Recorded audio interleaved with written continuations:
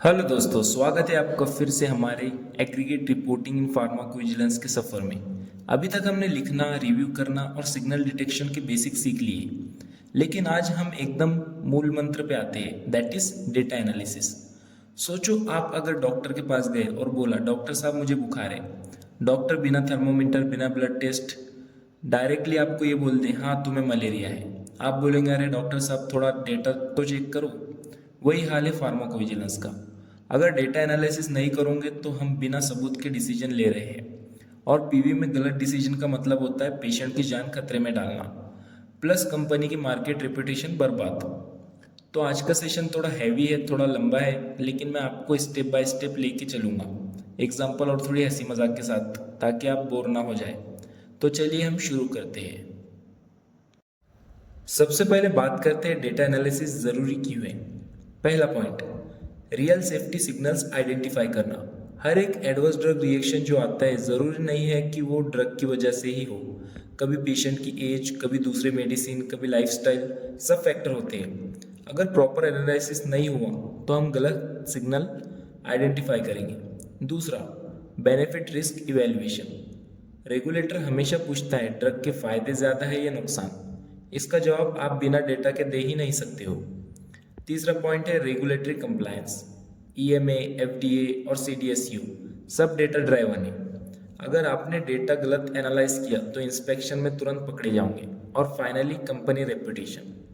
सोचो, अगर मीडिया में हेडलाइन आई, कंपनी ने 100 डेथ इग्नोर की, बस फिर खत्म, कंपनी की क्रेडिबिलिटी जीरो हो जाती है। तो याद रखो, पीवी में डेटा एनालिसिस सिर्फ प्रोसेस नहीं है, एक तरह से लाइफ जैकेट है। आपके लिए एक सवाल है, इसका आप मुझे कमेंट में आंसर बता सकते हो। आप लोगों को क्या लगता है, अगर एक कंपनी डेटा एनालिसिस लाइटली लेती है तो सबसे पहले किस लेवल पे नुकसान होगा? पेशेंट, रेगुलेटर या कंपनी खुद?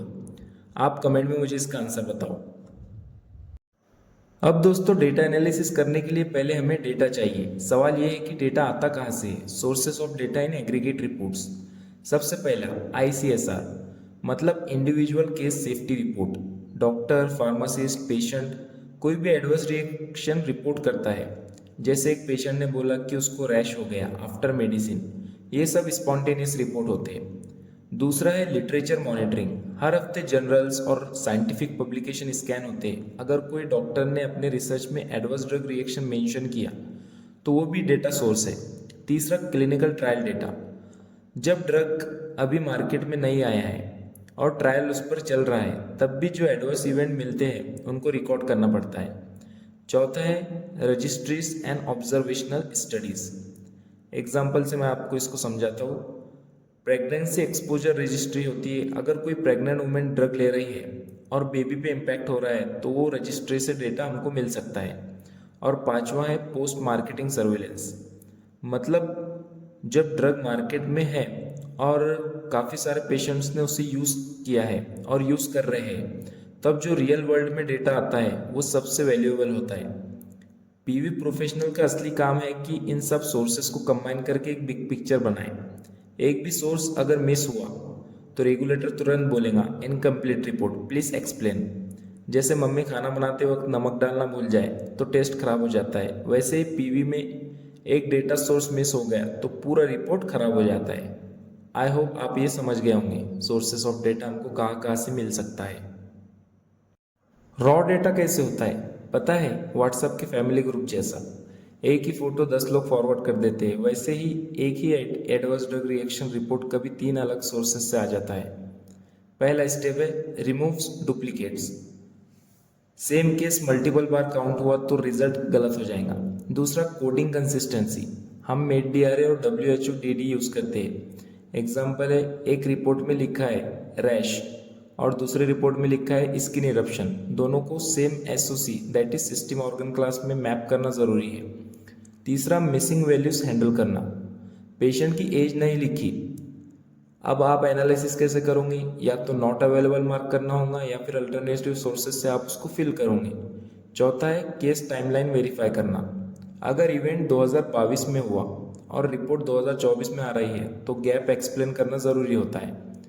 पीवी में डेटा क्लीनिंग एकदम फाउंडेशन है। अगर डेटा डर्टी है तो एनालिसिस के रिजल्ट भी डर्टी आएंगे और रेगुलेटर बोलेगा गार्बेज इन और गार्बेज आउट।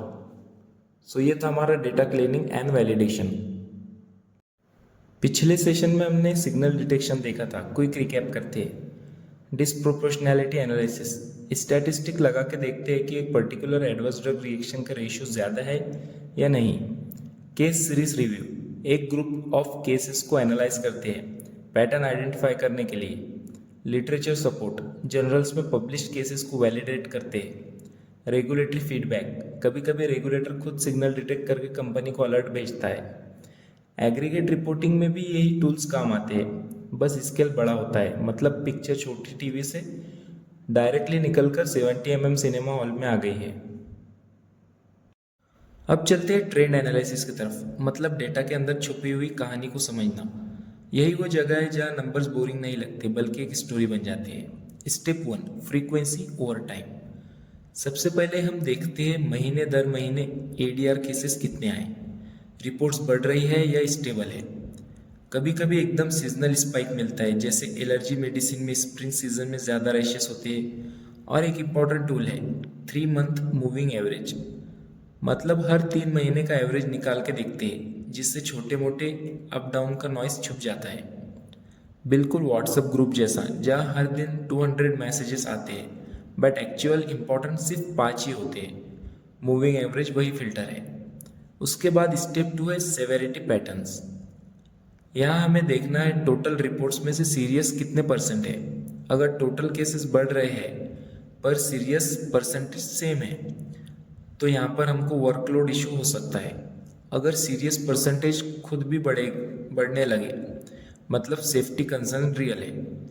और आउटकम ट्रेंड भी देखो, recovered, not recovered, fatal cases, ये तीनों का पैटर्न रेगुलेटर के लिए बहुत क्रिटिकल होता है। स्टेप 3 है serious versus non serious split. इसको हम पाई चार्ट या स्टैक्ड कॉलम में दिखा सकते हैं। एग्जाम्पल, हर महीने का रिपोर्ट्स को स्प्लिट करो सीरियस वर्सेस नॉन सीरियस में। अगर एक महीने में अचानक सीरियस रिपोर्ट बढ़ गए, इन्वेस्टिगेट करो।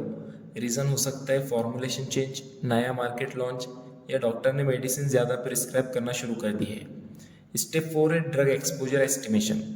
ये बहुत ज़रूरी है, सिर्फ ADR का काउंट देखना हाफ इन्फॉर्मेशन होती है।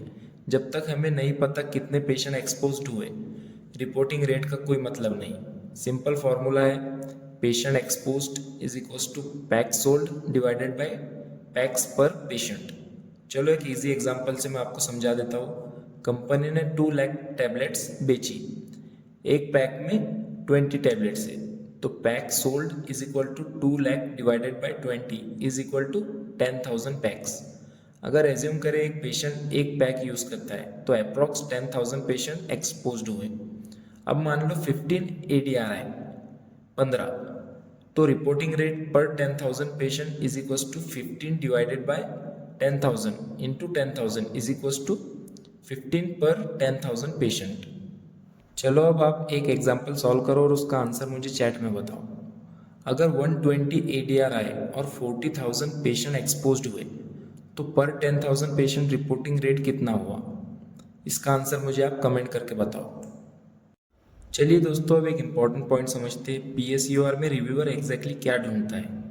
मतलब उनके पास एक छोटी सी चेकलिस्ट होती है जिसमें ये पॉइंट्स टिक करने होते हैं। हम भी वही चेकलिस्ट फॉलो करेंगे। सबसे पहला number of cases.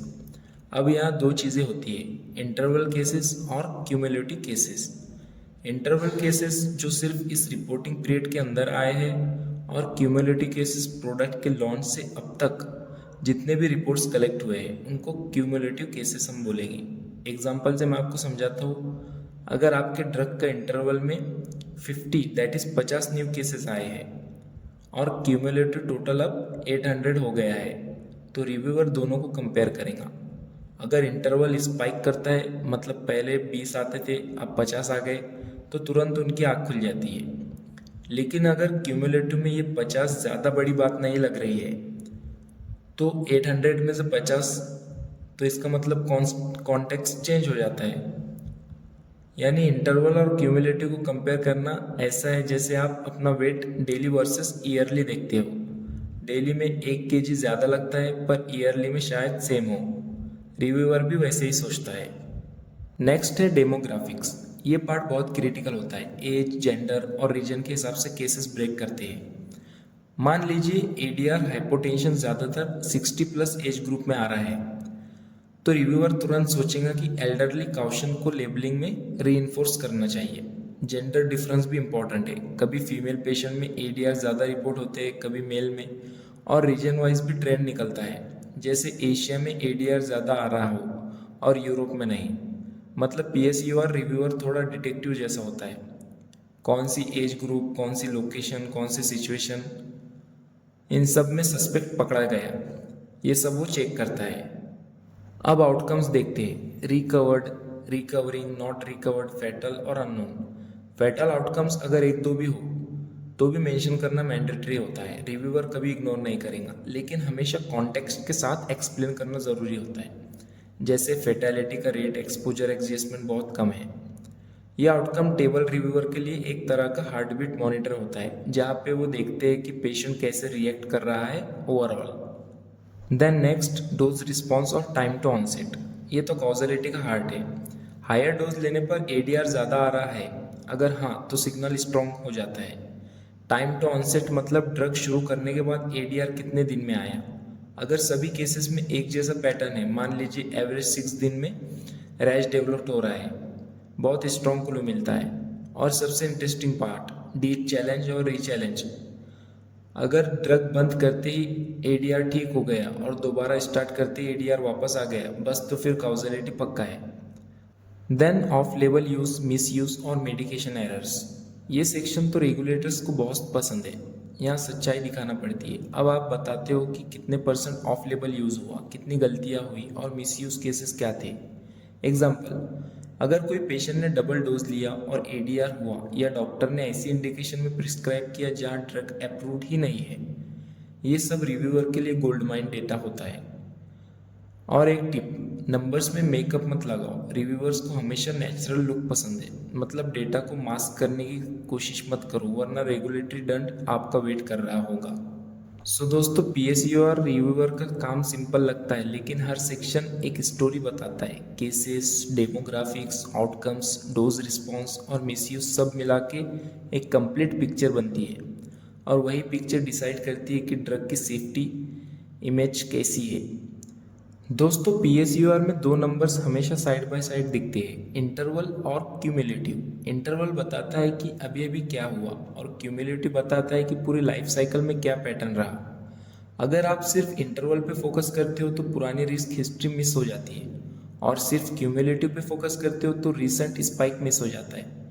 Best practice है हर टेबल में दोनों कॉलम्स दिखाओ और डेल्टा एरो लगाओ। एग्जाम्पल लो, इंटरवल में हेपेटिक इंजरी केसेस 18 हो गए पिछले इंटरवल के 6 के मुकाबले, 3 इंटू स्पाइक, ये ऐसा कर लो। लेकिन क्यूमुलेटिव में टोटल 200 है, रिव्यूअर तुरंत पूछेगा स्पाइक क्यों। आपको कॉन्टेक्स्ट देना होगा, जैसे new country launch, awareness letter या रिपोर्टिंग कैप्चर इंप्रूव हुआ। यानी दोनों का बैलेंस ही असली किंग मूव है। अब बात करते हैं टूल्स की। सबसे पहले एक्सेल, पीवी का bread and butter. Power query से फाइल्स क्लीन करो, पाइवट टेबल से ADR by month, seriousness by region दिखाओ, और पाइवट चार्ट से क्विक ट्रेंड्स बनाओ। एरगस और एरएसजी में आपको स्टैंडर्ड लिस्टिंग मिल जाती है। Line listing, seriousness filter, scheduled reports, advance team Spotfire या आर यूज करते हैं। स्पॉटफायर से क्विक विजुअल्स और आर से statistical plots like time to onset या ट्रेंड टेस्टिंग, ये सब मिल जाता है। और अगर कंपनी के पास इन हाउस डैशबोर्ड है तो बेस्ट है। स्लाइसर लगाओ, इमेज एक्सपोर्ट करो और पीएसयूआर में डायरेक्टली चिपका दो। बस एक मंत्र याद रखो, import, clean, summarise, QC, trend charts. Reviewer को क्लैरिटी चाहिए, रॉकेट साइंस नहीं। चलिए एक मिनी केस स्टडी देखते हैं। ड्रग एक्स के 6 मंथ में 200 ICSR आए, जिसमें 50 सीरियस और 10 फैटल थे। मतलब 25% सीरियस और 5% फैटल। मंथली ट्रेंड चेक करो, जनवरी से मई तक इसमें ऊपर गए थे और जून में हल्का डिप हुआ। रीज़न क्या था? शायद अवेयरनेस कैंपेन या मार्केट चेंज हुआ। टॉप पीटीज क्या थे? Hypotension 40, dizziness 32, rash 28। Elderly patient में स्पेशली 60 प्लस जो है उनमें क्लस्टरिंग हमको मिला।